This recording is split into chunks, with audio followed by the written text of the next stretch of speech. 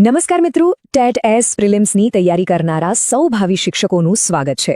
ચાલો આજે આપણે માર્ચ 2026ના એવા મહત્વપૂર્ણ કરંટ અફેર્સ પર નજર કરીએ જે આ પરીક્ષા માટે ખૂબ જ ઉપયોગી સાબિત થઈ શકે છે. તો તૈયાર છો ને? ચાલો સીધા જ વિષયમાં જઈએ. જો માર્ચ 2026 એ માત્ર તારીખો અને ઘટનાઓનો એક મહિનો નથી. ના, એનાથી ઘણો વધારે છે. એવું કહી શકાય કે આ મહિનો ભારતના વિકાસની એક નવી જ ગાથા લખી રહ્યો છે. દરેક નાની મોટી પહેલ દેશને એક નવી દિશા આપી રહી છે. ચાલો તો આ ગાથાના દરેક પાનાને ખોલીને વિગતવાર સમજીએ. તો આપણી આ સફર શરૂ કરીએ વિજ્ઞાન અને ટેકનોલોજીથી. કેમ? કારણ કે આ જ એક ક્ષેત્ર છે જે આપણા દેશના ભવિષ્યનો પાયો નાખી રહ્યું છે. અને એટલું જ નહીં, આખી દુનિયામાં ભારતને એક નવી ઓળખ પણ અપાવી રહ્યું છે. અહીંયા છે ને એક બહુ મસ્ત પેટર્ન દેખાય છે. વિજ્ઞાનને છેક પાયાના લેવલથી એટલે કે સ્કૂલોથી લઈને છેક ટોચના સ્તર સુધી પ્રોત્સાહન મળી રહ્યું છે. તમે જુઓ, એક બાજુ સ્કૂલોમાં સાયન્સ ફેર થાય છે જે બાળકોના મનમાં જિજ્ઞાસા જગાવે છે, અને બીજી જ બાજુ આપણું ઇસરો નવા પ્રોજેક્ટ્સ જાહેર કરી રહ્યું છે. આ પ્રોજેક્ટ્સ ભવિષ્યના સ્પેસ મિશન અને ક્લાઇમેટ ચેન્જ પર નજર રાખવા જેવા ગંભીર વિષયો પર છે. આ બધું મળીને શું કરે છે? અવકાશમાં ભારતની લીડરશિપને એકદમ મજબૂત બનાવે છે. આને કહેવાય એક કમ્પ્લીટ ઇકોસિસ્ટમ. સારો, આ વિજ્ઞાન અને ટેકનોલોજીની મોટી વાતો તો થઈ, પણ એક સવાલ મનમાં આવે ખરું ને કે આ બધી હાઈફાઈ પ્રગતિથી સામાન્ય માણસના જીવન પર શું અસર થાય છે? શું એમના જીવનમાં કોઈ ફેર પડે છે? ચાલો આનો જવાબ હવે પછીની સ્લાઇડમાં શોધીએ. જવાબ છે ડિજિટલ ઇન્ડિયા. આનો સીધો સાદો હેતુ એ જ છે કે સરકારી કામકાજને એકદમ સરળ અને બધા માટે ઉપલબ્ધ બનાવવું. અને માર્ચ મહિનામાં જે નવી ઓનલાઈન સેવાઓ શરૂ થઈ છે એ આ જ દિશામાં એક મોટું પગલું છે. વિચારો, હવે કોઈ સરકારી યોજનાનો લાભ લેવો હોય કે પછી કોઈ સર્ટિફિકેટ કઢાવવું હોય, બધું જ ઘરે બેઠા બસ એક ક્લિક પર. આનાથી કામમાં પારદર્શિતા તો આવે જ છે, પણ ગતિ પણ જબરદસ્ત વધી જાય છે. ઓકે, ટેકનોલોજીની વાત પછી હવે આવીએ આપણા વિશ્લેષણના બીજા અને ખૂબ જ મહત્વના વિષય પર, શિક્ષણ અને યુવા વિકાસ. ખાસ કરીને ભાવિ શિક્ષકો માટે આ વિષય સીધો જ એમના કાર્યક્ષેત્ર સાથે જોડાયેલો છે. એ સમજવું બહુ જ જરૂરી છે કે દેશના ભવિષ્યને એટલે કે આવનારી પેઢીને કેવી રીતે તૈયાર કરવામાં આવી રહી છે. શિક્ષણને સુધારવા માટે છે ને એક સાથે ઘણી બધી દિશાઓમાં કામ થઈ રહ્યું છે.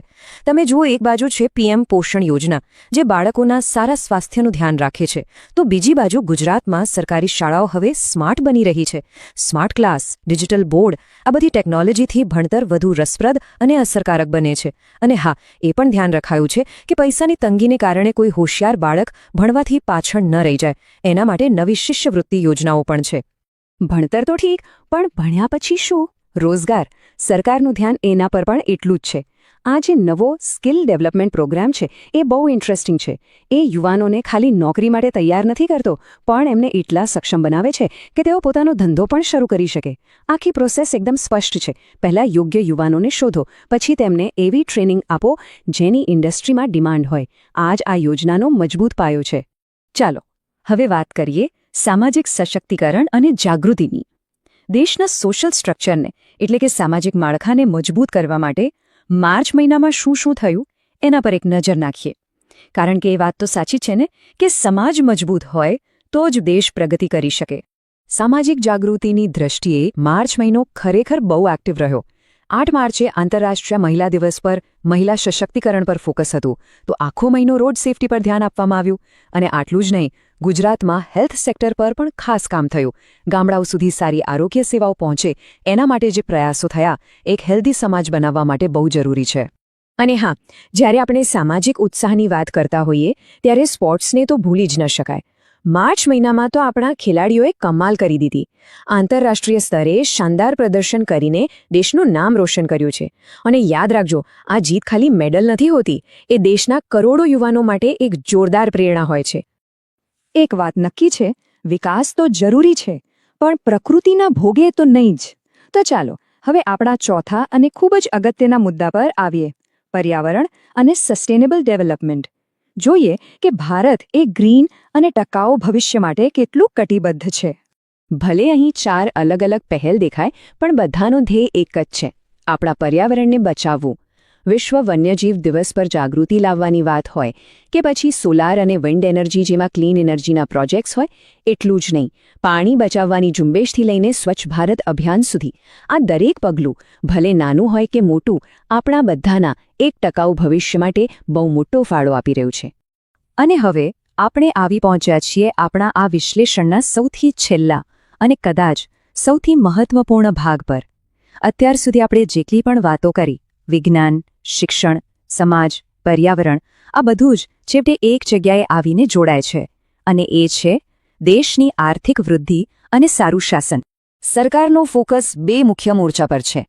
એક તરફ છે આપણા ખેડૂતો, જે ખરેખર દેશની કરોડરજ્જુ છે.